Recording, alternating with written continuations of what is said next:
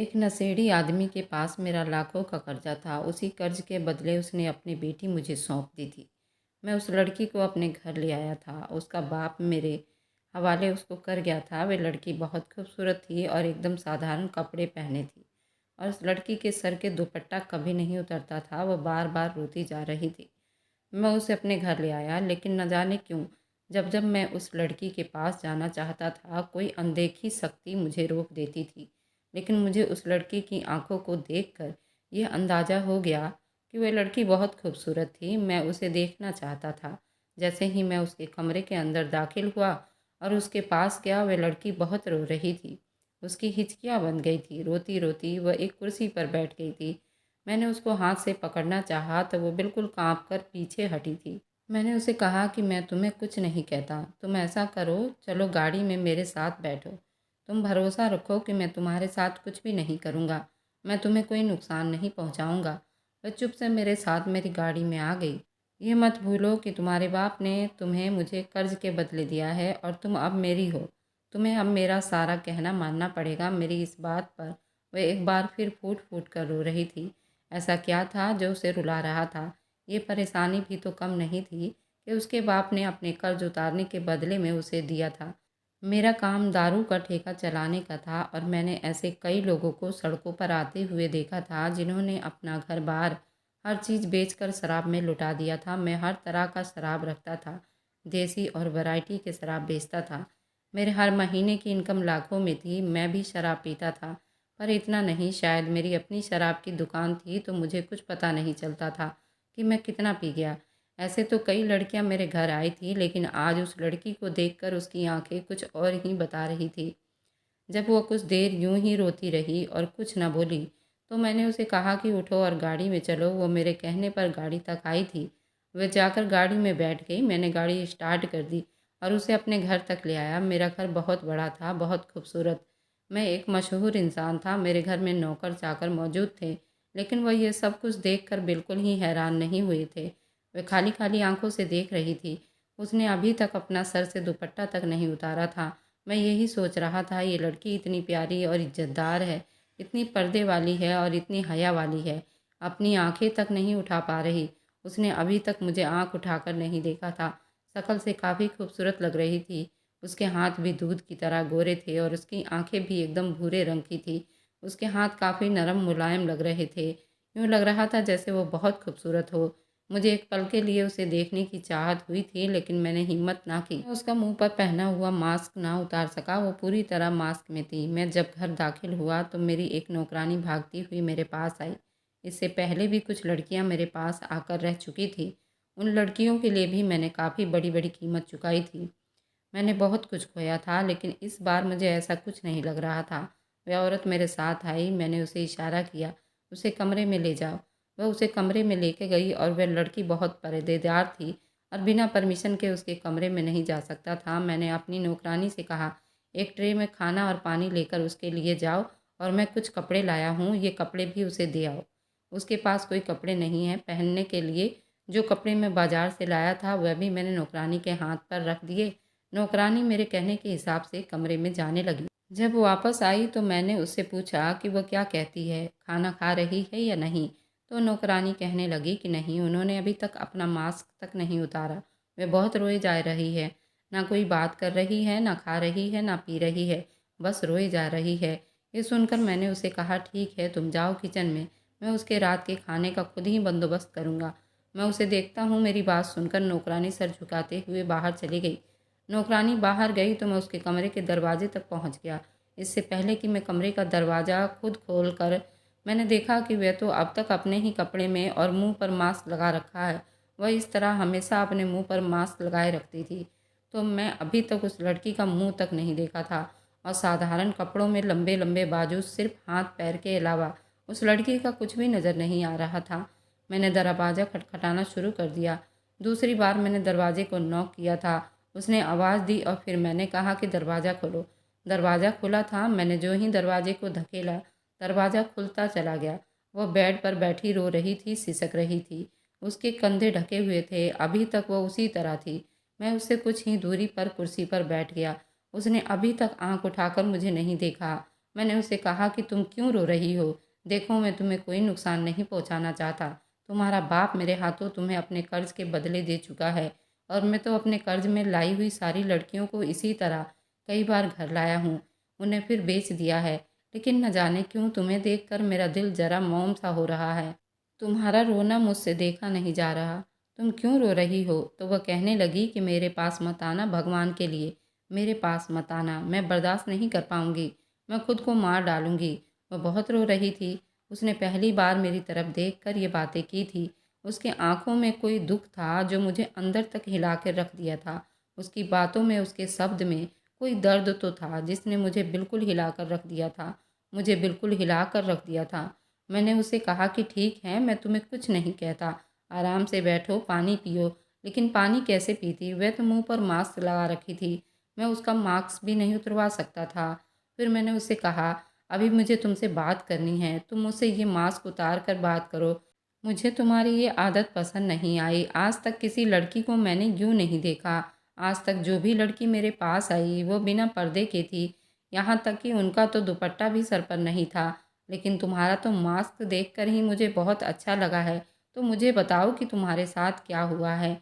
तो वो मुझसे कहने लगी, क्या आप मेरी बातों पर यकीन करेंगे? मैंने उसे कहा कि मैं कोशिश करूँगा तुम्हारी बात पर यकीन करूँ। तुम्हारी बात सच्ची हुई तो मुझे ज़रूर यकीन आ जाएगा। मेरी बात सुनकर वह कुछ पल चुप रही। कहने लगी कि मैं अपने पापा की इकलौती बेटी हूँ। मेरे मम्मी पापा अपने परिवार के सबसे बड़े थे और उन लोगों को एक दूसरे से मोहब्बत हुई थी। उनके पिता आपस में दोस्त थे। मेरे मम्मी पापा उन्हीं के बच्चे थे, अपने अपने बहन भाइयों में सबसे बड़े थे, इसलिए उनकी बातों का मान रखा जाता था। हर बात में उन्हीं से सलाह ली जाती थी। उनकी शादी हुई, 5 साल तक उनकी कोई औलाद ना हुई। 5 साल के बाद उनके यहाँ मैं पैदा हुई, लेकिन मेरे बाप को एक बेटे की तलाश थी, एक बेटे की ज़रूरत थी। उन्होंने जब देखा कि बेटी हुई है तो उन्होंने मुझसे और मेरी माँ से मुंह मोड़ लिया। घर में मौजूद होते हुए भी वो हमारे साथ नहीं होते थे। मैं जैसे ही पैदा हुई थी उन्होंने घर में आना ही कम कर दिया था। चोरी छुपे उन्होंने ड्रिंक करना शुरू कर दी और जुआ भी खेलना शुरू कर दिया। हमारे पास दुनिया की हर ऐशो आराम मौजूद थी, हमारे पास सब कुछ मौजूद था, लेकिन मेरे बाप ने एक एक करके सब कुछ अपने नशे में बेच दिया। हमारे घर का सुकून, हमारे घर के सारे माल दौलत, सारा बिजनेस, सारी फैक्ट्रियाँ इसी तरह नशे में बेच दिया था। अब वो इतने नशे में डूब गए, जब मैं 3 साल की हुई तो हम बिल्कुल कंगाल हो चुके थे। एक किराए के घर में आ चुके थे। मकान मालिक बहुत सख्त मिजाज का आदमी था, हर महीने पैसे वसूल करने आ जाता था। मजबूरन मेरी माँ को कई घरों में काम करना पड़ा था। मेरी माँ ने लोगों के घरों में बर्तन मांज कर, रातों को बैठकर सिलाई करके मेरी फ़ीस जमा की और घर का सारा किराया भरती थी। मेरी माँ जो पैसे मेरे बाप से बचा कर रख लेती थी वो मेरी फ़ीस के काम आ जाते थे। लेकिन अक्सर तो मेरा बाप नशे में ही डूबा रहता, मेरी माँ से सब कुछ छीन लेता था। उसके पास एक फूटी कौड़ी भी नहीं रहने देता था। मेरी माँ ने हमेशा मेरे बाप को समझाने की बहुत कोशिश की थी। जब वो मेरे बाप को समझाती, मेरा बाप नशे में बिल्कुल धुत मारने लगता। कई बार तो यूँ हुआ, मार खाते खाते बेहोश हो जाती थी। मेरा बाप उसे मार कर घर से बाहर निकल जाता था और मैं पीछे उनको संभालती। मैं भी तो छोटी बच्ची थी, अपने बाप का ऐसा व्यवहार देखती तो डर कर सहम जाती थी। जब मैं 18 साल की हुई तब मैं काफ़ी समझदार हो गई थी। जिन घरों में बाप की हालत ऐसी हो और घर सारा माँ चलाती हो, उस घर के बच्चे जल्दी बड़े हो जाते हैं। मैं भी बचपन में ही बड़ी हो गई थी, लेकिन हकीकत में बड़े होते होते मुझे कुछ और भी दुख सहने थे और मैं पढ़ाई में बहुत तेज़ थी, हर क्लास में फर्स्ट आती थी। मेरी माँ ने मेरा मेडिकल में एडमिशन करवा दिया था। मेडिकल कॉलेज की फ़ीस बहुत ज़्यादा थी। मेरी माँ दिन रात मेहनत करती और पैसे जोड़ जोड़ कर मेरे बैग में रख देती थी। जहाँ तक मेरे बाप की पहुँच होती, मेरा बैग तो वह खोलने से रहे, क्योंकि वह जानते थे कि उसके बैग के सिवा कॉपियों के और कुछ न होगा। मेरी तरफ तो वैसे भी वह देखना तक अच्छा नहीं समझते थे। मैं हमेशा अपना बैग पकड़े अपने सीने से लगाए बैठी रहती। कभी किताबें निकाल कर पढ़ना शुरू कर देती, कभी यूं ही अपने बैग के साथ लग कर बैठी रहती। मोहल्ले की कोई लड़की भी मेरे साथ बात ना करती थी। हमारे सारे अपनों ने हमसे नाता रिश्ता तोड़ दिया था। वे लोग जो हर बात पर मम्मी पापा से सलाह लेने आते थे, अब वो कभी भूल से हमारे घर नहीं आते और कभी आमना सामना हो जाता तो हमें बस ताने मार कर ही रह जाते। हमारे जख्मों पर नमक छिड़क कर चले जाते थे। मैंने हमेशा से अपनी माँ को रोते देखा था। जब मैं 18 साल की हुई तो मैं बहुत खूबसूरत हो गई थी, जवान और खूबसूरत लड़की। जब मुझे देख देख कर माँ कई घंटे सोचने में लग जाती। मैं उनसे कहती कि मम्मी क्या सोचती हो, क्या इतना अपना सर खपाती रहती हो। तो मेरी माँ कहती, बेटा तुम खूबसूरत और जवान लड़की हो, मैं यही सोचती हूँ कैसे तुम्हें तुम्हारे बाप से बचाऊँ। अपनी माँ की बात सुनकर मैं हंसने लगती। कहती, भला अपने बाप से भी कोई किसी को बचाता है? तो वो कहती, जैसा तेरा बाप है वैसा बाप हो तो माएँ अपनी बेटी को ज़रूर बचाती हैं। मेरी माँ की ये बातें मेरे सर के ऊपर से चली जाती थी। उन्हें मेरे हाथ पीले करने की बहुत जल्दी थी, लेकिन उन्हें मुझे डॉक्टर भी बनाना था। डॉक्टर बनकर मैं उनका सपना पूरा करना चाहती थी। मैं कॉलेज गई 2 साल तो मैंने खूब दिल लगाकर पढ़ाई की थी। उन 2 सालों में जो मैं कामयाब हुई थी, मेरे जितने नंबर आए थे वो बहुत अच्छे थे। टीचर भी मुझसे बहुत खुश थी। मैंने मम्मी को बताया तो मम्मी भी बहुत खुश हुई। मम्मी ने भी मेहनत करनी चालू रखी थी। तीसरे साल हो गया। एक रोज़ अचानक ही मम्मी की तबीयत खराब हो गई। जब मैंने पापा से कहा कि पापा मम्मी की तबीयत खराब है, उसे अस्पताल लेकर चलो, तो मेरे पापा ने मुझे डांट दिया। बजाय अस्पताल ले जाने के वह कमरे में जाकर मेरी माँ से पैसे मांगने लगे। मेरी माँ ने कहा कि मेरे पास फूटी कौड़ी भी नहीं, मैं तुम्हारे लिए पैसे कहाँ से लाऊं। मेरी माँ ये बात सुनकर मेरा बाप सारे घर में तलाशी लेने लगा। फिर उससे कोई चीज़ ना मिली तो उन्होंने मेरी माँ को मारना पीटना शुरू कर दिया। मैं अपने बाप को रोकती रही, रोती रही, अपनी माँ को पिटता देखती रही, लेकिन मेरे बाप ने एक ना सुनी और मेरी माँ को मारता रहा। जब मेरी माँ मार खाकर बेहोश होने लगी तो मेरे बाप ने मेरी माँ को एक साइड पर धक्का दे दिया। उसका सर एक दीवार से जा लगा। उसके सर से खून बहने लगा। ये देखकर मेरा बाप दरवाजे से भागकर घर से चला गया। अपनी माँ को इस हालत में देखकर मैं रोने लगी, चीखने लगी, चिल्लाने लगी। हमारे घर से कुछ दूरी पर एक डॉक्टर रहते थे। वह डॉक्टर काफ़ी अच्छे थे। अक्सर जब मुझे बुखार होता या मम्मी की तबीयत खराब होती तो मम्मी मुझे उन्हीं के पास भेज दिया करती थी और कहती थी, डॉक्टर साहब से कहो कि दवाई दें। वही हमें दवाई देते और दवाई भी हमें मुफ्त में देते थे। वह दिल के बहुत अच्छे थे। मैं उन्हें अंकल कहती थी। उस वक्त भी मुझे उन्हीं का ख्याल आया था। मैं भागती हुई डॉक्टर अंकल के पास गई। मैंने कहा, अंकल जी मेरी माँ की तबीयत बहुत ख़राब है, पापा ने उन्हें मारा है, उनके सर में चोट आई है, मम्मी बेहोश हैं, आप जल्दी से हमारे घर चलिए। वो मेरे साथ जल्दी भागते हुए हमारे घर तक आए। जब उन्होंने मम्मी की जांच की तो कहने लगे, इनको तो बहुत तेज़ बुखार है और उनके सर से भी खून बहुत बह चुका है, उन्हें अस्पताल लेकर जाना पड़ेगा। मैंने कहा, चलिए मैं भी चलती हूँ। तो वो कहने लगे कि बेटा तुम कॉलेज जाने के लिए तैयार हो रखी हो, तुम कॉलेज जाओ, इतनी समस्या नहीं, बस सर से खून ज़्यादा बह गया है।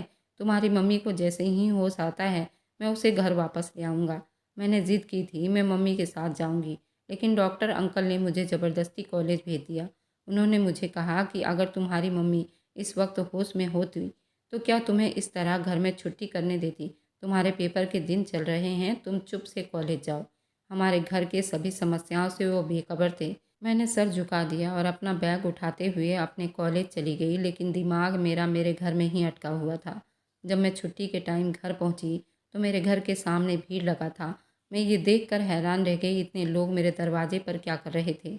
मैं भागती हुई जब दरवाजे तक पहुंची तो मेरा दिल धड़कने लगा। मुझे जल्दी मम्मी का ख्याल आया। मैं लोगों को भीड़ को चीरती हुई अपने दरवाजे तक पहुंची और फिर जैसे ही दरवाजे की चौखट पर कदम रखा और देखा कि मेरी माँ बेजान शरीर के साथ आंगन में पड़ी थी, उन पर सफ़ेद चादर उड़ा दी गई थी।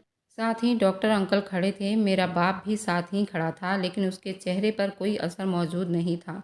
सब रो रहे थे, वह नशे की हालत में इधर उधर लड़खड़ा रहे थे। मैंने जल्दी ही अपने बाप का गिरेबान पकड़ लिया, लेकिन मेरे बाप ने मेरे हाथों को पकड़कर मुझे जोर से फेंका था। मोहल्ले की औरतों ने मुझे संभाल लिया और मेरा बाप भागकर बाहर चला गया। मोहल्ले की कुछ औरतें कुछ दिन तो मेरे पास रहीं, फिर उसके बाद सब लोग अपने अपने घरों को चले गए। हमें अपने हाल पर छोड़ दिया। वैसे भी अपनी हालत के अपने अलावा किसी और को क्या खबर होती है। वही डॉक्टर अंकल हमारे घर पर आते जाते रहते थे, मेरा हाल चाल पूछ कर चले जाते। मेरा बाप मुझे डांट डपट करता। मैं घर के सारे काम करती, कॉलेज जाती, वापस आती, घर के सारे काम करती। फिर मेरी माँ जिस घरों में काम करती थी मैं वहाँ काम पर चली जाती। उस मालकिन को पता था कि मैं कॉलेज जाती हूँ और मेडिकल की पढ़ाई कर रही हूँ, तो उस मालकिन ने मुझे अपने बच्चों के ट्यूशन के लिए रख लिया। लेकिन ये बात मैंने पापा को नहीं बताई और ऐसे ही घर का खर्चा चल रहा था। उसके बाद पेपर से फ्री होकर मैं वहीं उनके घर उनके बच्चों को ट्यूशन पढ़ाती और उनके घर का काम करती। मालकिन मुझे कुछ खाने के लिए दे देती तो मैं वहीं खा लेती। घर में तो मैं कुछ भी पैसे ना लाती, क्योंकि मुझे पता था मैं जब भी कुछ लेकर जाऊँगी तो पापा मुझसे छीन कर सब कुछ नशे में उड़ा देंगे। पापा के लिए तो अब हमारे घर में भुखमरी की नौबत आ गई थी। पापा से कहती कि पापा कुछ कमाओ, घर का राशन पानी पूरा हो, तो मेरे पापा मुझ पर हाथ उठाते और मेरे साथ मारपीट करते। कहने लगा, मेरे पास फूटी कौड़ी नहीं, दफ़ा हो जाओ मेरी नज़रों से। ये कहते हुए उसने मुझे धक्का दे दिया और घर से बाहर निकाल दिया। अब यही रोज़ का उसका काम बन गया था। घर में आता, मुझसे खाना मांगता, मैं ना देती तो मुझ पर हाथ उठाता। लेकिन सारे पड़ोसियों में से एक अंकल ही थे जो मेरे खैर खबर लेते रहते थे। मुझे लगता वह मुझे अपनी सगी बेटी की तरह समझते हैं, लेकिन मेरा यह वहम उस वक्त दूर हुआ जब हमारे घर पर आए। हमारे घर की कुंडी खुली थी और हमारे घर के अंदर चले आए। हमेशा की तरह मेरा बाप भी घर में नहीं था। अब तो मेरी माँ भी चल बसी थी। अब उसका रोज़-रोज़ का आना था। मैंने उनसे कहा, अंकल जी, आज मेरे पापा ने मुझे मारा है। मेरे कंधे पर चोट आई है और मेरे कंधे पर बहुत दर्द हो रहा है। कोई दवाई है तो दे दो। कहने लगे कि दवाई की क्या ज़रूरत है, तुम खुद सेट हो जाओगी। आज उनकी नज़रें कुछ और ही कह रही थी। मुझसे कहने लगा कि मेरे पास आओ। उनकी ये बात सुनकर मैं हक्का-बक्का रह गई थी। उनकी निगाहें मेरे ऊपर गलत उठ रही थी। मैंने कहा, क्या मतलब? तो वो मेरे पास आए और मुझे हाथ से पकड़ लिया। आज उनकी आंखें कुछ और ही कह रही थी। मैं ये देखकर बहुत डर गई थी। मेरी आंखों से आंसू बहने लगे थे। मैं चीखने लगी तो उन्होंने मेरे मुंह पर हाथ रख दिया और मुझसे ज़बरदस्ती करने लगा। मैं रोने लगी, चीखने लगी, लेकिन मेरे मुंह पर हाथ रख चुका था। मेरा मुंह बंद हो गया था। चीखों की आवाज़ भी बाहर नहीं जा रही थी। काफ़ी कोशिश करने के बाद मैंने उसे धक्का दिया और बाहर निकल आई। मैंने बाहर आकर चीखना चिल्लाना शुरू कर दिया। मैं घर से बाहर निकल पड़ी थी।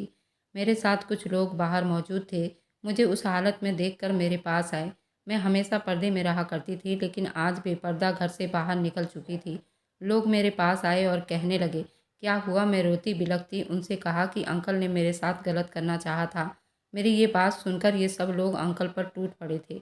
लेकिन डॉक्टर कहने लगा, ऐसी बात नहीं। इसने कहा था कि मेरी तबीयत खराब है। मैं उसका हाथ चेक करने आया था और ये खुद ही ऐसे मुझ पर कई बार डोरे डाल चुकी है। और अब जब मैंने उसकी बात नहीं मानी है तो उसने ये ड्रामा करना शुरू कर दिया है। मोहल्ले के लोग ये बात सुनकर हैरानी से कभी मुझे देखते, कभी डॉक्टर को देखते। मेरी आंखों में आंसू बहने लगे थे। अपने किरदार पर ऐसी फालतू इल्ज़ाम कैसे बर्दाश्त कर सकती थी? मैं रोने लगी, बेबस होकर सिर्फ आंसू बहाने लगी। मुझे यकीन नहीं आ रहा था, इतने लोगों में मेरे किरदार पर उंगली उठाई जा रही है। उस बात को रफा दफा करके डॉक्टर को उसके घर भेज दिया गया, मुझे अपने घर। मैं बहुत रोई। मुझे अब धीरे धीरे समझ आने लगा था कि मेरी माँ मुझे मेरे बाप से और सारे लोगों से क्यों छुपा कर रखती थी। वह जानती थी कि बेटियां जब बड़ी हो जाएं तो फिर उन पर ज़मीन भी तंग हो जाती हैं। मैं रो रही थी। मैंने घर की कुंडी लगा ली। जब रात हुई, मेरा बाप दरवाजे पर आकर दरवाज़ा पीटने लगा। मैंने पूछा, कौन? तो मेरा बाप कहने लगा, तुम्हारा बाप हूँ, दरवाज़ा खोलो। मैंने जल्दी से दरवाज़ा खोला। अपने बाप से कहने लगी, आप कहाँ थे? आप क्यों मुझे छोड़कर चले गए थे? हमेशा की तरह उसने मेरे मुंह पर थप्पड़ मारा और कहने लगा, बेशरम कुलटा, तू भी चली गई ना अपनी माँ पर, लोगों से नैन मटक्का करती है। आज मैंने सुना है मोहल्ले में जो बातें हो रही थी, जो डॉक्टर तूने बुलाया था और उस पर इल्ज़ाम लगाया है, मैं सब जान चुका हूँ। मोहल्ले के लोगों ने मुझे सब कुछ बता दिया है। खबरदार मेरे सामने अपनी शक्ल लेकर आई तो। वह नशे में धुत लड़खड़ाते हुए अपनी लड़खड़ाती जुबान से बोल रहे थे। अपने बाप की ये बात सुनकर मैं रो रही थी। वह लड़की अपनी आप बीती सुनाते सुनाते फूट फूट कर रोने लगी। मैंने भी उसे रोने दिया। मैं चाहता था वह अपना सारा दुख दर्द मेरे सामने खोल कर रख दे, ताकि उसके दिल पर मौजूद बोझ हल्का हो जाए। थोड़ी देर रोने के बाद फिर कहने लगी, मेरा बाप को मेरी फिक्र नहीं थी और सारी रात मैं रो रो कर बिता दी थी। रोते रोते दूसरा दिन चढ़ाया। मेरा बाप 2 दिन तक घर में सोता रहा। तीसरे दिन तक मैंने कुछ न खाया था। फिर मेरा बाप शाम के वक्त उठा और एक बार फिर से कहीं चला गया। जब वापस आया तो कहने लगा, उठो, तैयार हो जाओ, तुम्हें अब इस घर में नहीं रहना, उठो मेरे साथ चलो। मैं ये सुनकर हैरान हो गई। मैं कहने लगी, आप ये क्या कह रहे हैं? मुझसे कहने लगा, बकवास ना कर, चुप से उठकर मेरे साथ चल। अब मैं अपने सर पर ये बदनामी के कलंक नहीं उठा सकता, लोगों के ताने नहीं सुन सकता। तू मेरे साथ चल वरना मार डालूंगा तुझे। अपने बाप की धमकी से डरते हुए मैंने अपना मास्क पहना और सर पर दुपट्टा लिया। मेरा बाप मेरा हाथ खींचता हुआ मुझे आपके पास तक ले आया। अब हर आदमी मुझे अपनी इज्जत का प्यासा, एक दरिंदा इंसान लगता है। आपको देखकर मैं इसी वजह से रो रही थी। मैं नहीं चाहती थी मेरी इज्जत पर कोई आँच भी आए। मैं नहीं चाहती। मेरा पर्दा मुझसे दूर हो जाए।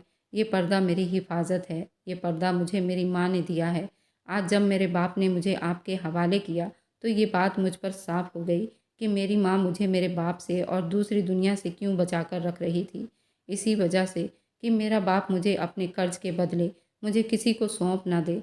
दुनिया के लोग दरिंदे हैं, अपनी दरिंदगी मुझ पर झाड़ेंगे। उसकी ये बात सुनकर मेरी आंखों में आंसू आ गए। वह कहने लगी, भगवान मुझ पर अपनी कृपा की है, आप मेरे पास मत आना, नहीं तो मैं अपने आप को ख़त्म कर लूँगी। मैं अपनी इज्जत पर एक आँच भी नहीं बर्दाश्त करूँगी। वह रोती रोती हिचकियों में आ गई थी। उसकी आप बीती सुनकर मुझे रोना आ गया था। मुझ जैसा आदमी जिसने उस लड़की के बाप के कर्ज के बदले उसके बाप ने मुझे बेच दिया था। मैंने इतना सब कुछ कमाया था, इतनी सारी लड़कियों की मैंने इज्जत खराब की थी। मुझे उस लड़की पर बहुत तरस आने लगा। मैंने उसे कहा कि अब तुम रोना बंद करो, अब यकीन करो मैं तुम्हें कभी नहीं रोने दूंगा। मैंने उसको पानी का गिलास पकड़ाया, उसके कमरे से बाहर निकल आया। उसकी कहानी सच थी। आज पहली बार मुझे एहसास हो रहा था कि औरत की इज्जत कितनी नाजुक होती है, औरत खुद कितनी नाजुक होती है। वह 21 साल की मासूम लड़की थी, मुझसे तरस की भीख मांग रही थी। वह जो अपनी इज्जत वहाँ से बचा कर आई थी, यहाँ पर मैं उसकी इज्जत को तार तार कैसे कर देता। मैंने उसे कहा कि तुम फिक्र ना करो, तुम्हारे साथ ऐसा कुछ नहीं होगा, तुम इज्जत की ज़िंदगी जियोगी। काफ़ी देर सोचने के बाद मैंने एक बार फिर उसके दरवाजे पर नौकरानी को भेजा था और फिर मैंने उसे कहा, क्या तुम मुझसे शादी करोगी? वैसे तो मैं उम्र में शायद तुमसे 8-10 साल बड़ा हूँ। मैं 33 साल का था और वे शायद 22-23 साल की थी। कुछ देर सोचने के बाद कहने लगी, अगर आप मुझे सच में इज्जत देना चाहते हैं तो मुझसे हमेशा के लिए शादी जैसे पवित्र रिश्ते में बांध लीजिए। तो मैं आपसे शादी करने के लिए तैयार हूँ। अब तो मेरे बाप से कोई रिश्ता नहीं रहा। मैं आपसे शादी करने के लिए तैयार हूँ। उसकी बात सुनकर मैंने उसे कहा, ठीक है, कल तैयार रहना, मैं पंडित जी का बंदोबस्त कर दूँगा। मेरी बात पर उसने सर झुका लिया। मैंने उसे कहा कि तुम नहा धोकर कपड़े बदल लो और ये मास्क भी उतार दो। ध्यान रखो, तुम्हारे पर्दे का मैं पूरा पूरा ध्यान रखूँगा।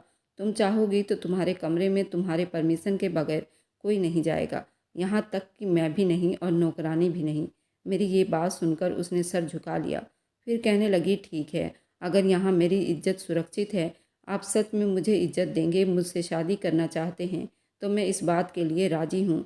मुझे उसकी सच्चाई पर शक नहीं था। और फिर कहने लगी, मैं मास्क इसलिए लगाती हूँ क्योंकि मुझे दारू जैसी चीज़ से बहुत स्मेल आती है और मैं इसे बर्दाश्त नहीं कर पाती, और मैं अपने पिता को हमेशा नशे में देखती थी और मुझे उनसे बहुत ही स्मेल आती थी, जिसकी वजह से मैं हमेशा मास्क लगा कर रखती थी। शायद भगवान ने मुझ पर खास अपनी कृपा की थी और मैं दुनिया के नज़रों में भी नहीं आती थी। मैं उसकी बात सुनकर मुस्कुरा दिया। मैं उसके कमरे से बाहर चला गया। वह रात यूं ही बिता दी और फिर दूसरी रात सुबह ही सुबह मैंने पंडित जी को बुलाया और फिर हम दोनों की शादी संपन्न हुई। इसी घर में हम दोनों की शादी हुई और मैं उसे पाकर बेहद खुश था। जब मैं उसके पास गया, मैंने उसको पहली बार बिना मास्क देखा था। मैं उस पर अपना दिल हार बैठा था। वो मुझसे 10 साल छोटी थी, लेकिन वह इतनी खूबसूरत थी, वह इतनी मासूम थी। उसकी मासूमियत ने मेरा दिल जीत लिया था, उसकी खूबसूरती ने मेरा दिल जीत लिया था। उसने मेरा इतना ख्याल रखा। शादी के बाद मुझे पता चला कि पत्नी पवित्र चीज़ है और मेरे लिए वो किसी दौलत से कम नहीं थी। मैं अभी भी लोगों को उधार दिया करता था और सूद ब्याज के साथ पैसे वापस लेता था। मैं कभी कभी शराब भी पी लेता था। मुझे आपकी ये आदत बिल्कुल पसंद नहीं है। मैं नहीं चाहती मेरी तरह वह लड़की तुम्हारा कर्ज उतारने के चक्कर में अपनी ज़िंदगी खराब करे। उसकी बात सुनकर मैं चुप हो गया था। कुछ साल के बाद उसकी तबीयत खराब हुई। मैंने डॉक्टर को बुलाया। डॉक्टर ने मुझे खुशखबरी सुना दी, मैं बाप बनने वाला हूँ। और उस सिचुएशन में मुझे पता नहीं चल रहा था मैं क्या करूँ। एक चीज़ ने मुझे बिल्कुल हिलाकर रख दिया था। मैं सोचने लगा, अगर मेरी बेटी हुई, उसका हाल भी मेरी पत्नी जैसा हुआ, तो फिर अगर मैं शराब पीना नहीं छोड़ूंगा, शायद ऐसा ही हो जाऊंगा। मेरी लड़की ऐसे ही बदले की भेंट चढ़ जाएगी। मैं अपने आप को सुधारने लगा था। जो कुछ मैंने पा लिया था वो बहुत कीमती था। आज मैं 65 साल का हो चुका हूँ और मेरी पत्नी 46 साल की है। आज हमारी बेटी हमारे घर की हो गई। आज मेरे दिल से एक बोझ उतर गया। अगर शायद उस वक्त मैं अपने उस लत को ना छोड़ता तो हो सकता मैं भी अपने ससुर की तरह हो जाता। मेरी पत्नी भी दर दर की ठोकरें खाती। और मेरी वीडियो जहाँ कहीं से भी आप लोग देखते हैं, कमेंट में अपने शहर और राज्य का नाम ज़रूर बताइएगा। मुझे आप लोगों के कमेंट पढ़ने में बहुत आनंद आता है और उन सभी का मैं बहुत बहुत धन्यवाद करना चाहती हूँ। जो लोग मेरी वीडियो को देखते हैं, लाइक करते हैं और शेयर करते हैं। अगर आपको आज की कहानी पसंद आई है तो वीडियो को ज़रूर लाइक कीजिएगा और अपने दोस्तों के साथ शेयर भी कर दीजिएगा। और हाँ, अगर आपने अभी तक हमारे चैनल को सब्सक्राइब नहीं किया है तो ज़रूर सब्सक्राइब कर लीजिए। मिलते हैं हम अपनी कल की एक और नई दिलचस्प कहानी के साथ। मुझ पर सदा अपना प्यार और स्नेह बनाए रखें। सभी को मेरा प्यार भरा नमस्कार दोस्तों। खुश रहें, स्वस्थ रहें, मस्त रहें।